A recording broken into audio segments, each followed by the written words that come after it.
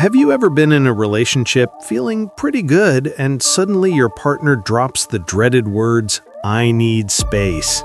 And just like that, your stomach drops, your brain starts spinning, and your heart feels like it's been pushed out of orbit. You try to act cool, but inside you're screaming, "Wait, are you breaking up with me?" Yeah, we've all been there. And the thing is, your feelings are not overreacting. Hearing "I need space" really does feel like rejection, but there's a lot more going on in your brain than just hurt feelings. Think about it like this. Your brain is screaming, "Danger! Connection is breaking!" Even if your partner is just going for a solo hike or needs time to think, your brain interprets it as a potential loss, which automatically activates the same neural circuits as rejection.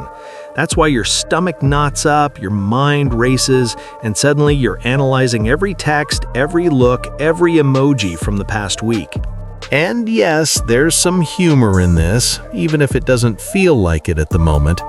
Think about how ridiculous it is that your brain can turn a simple request for alone time into a full-blown apocalyptic scenario in under 30 seconds.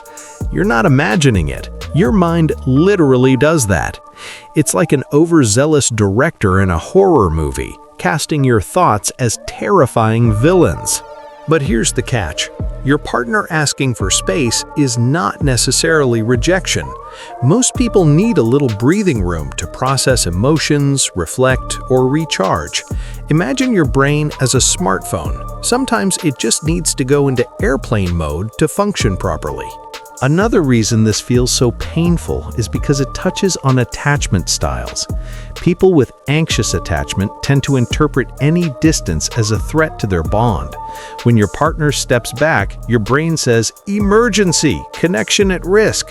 Meanwhile, someone with a secure attachment might think, "Okay, they need time. That's normal." Neither reaction is wrong. It's just how your brain's wiring interacts with emotions and past experiences. And let's not forget our love for control. We like to feel like we understand everything and can predict outcomes.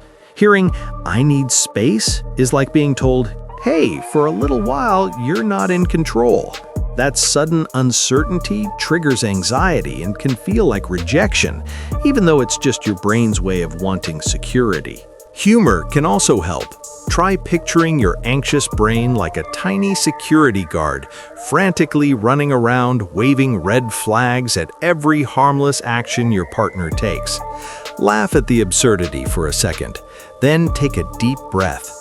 You're allowed to feel nervous, but you're also allowed to give both yourself and your partner some breathing room. Here's another real-life example. Imagine baking a cake together, and suddenly your partner says, "I need space." You might think, does this mean I baked it wrong? Did I ruin the frosting? In reality, they just need a moment to step back and maybe lick the spoon alone. That's it. Not rejection, just a little breathing room to enjoy their own moment. Finally, communication is key. Once your partner has had their space, check in. Share how you felt, but listen too. Often, space clarifies thoughts and emotions for both of you. It can even strengthen your relationship because it's a chance to reset, understand boundaries, and appreciate each other more. Remember, space doesn't equal loss, it equals growth. Your brain might protest, but your heart knows the truth eventually. And if you've ever felt panicked or rejected by these words, just know you're not alone. It's human, and with awareness, it gets easier. So next time someone says, "I need space," remember, it's not rejection. It's just your brain's overactive alarm system combined with natural attachment instincts. It's your job to calm the alarms, give yourself and your partner breathing room, and maybe even enjoy some solo ice cream while you wait. So tell me, have you ever felt like your partner asking for space was a rejection? Comment below and let's talk about it. You might be surprised how many people feel exactly the same way.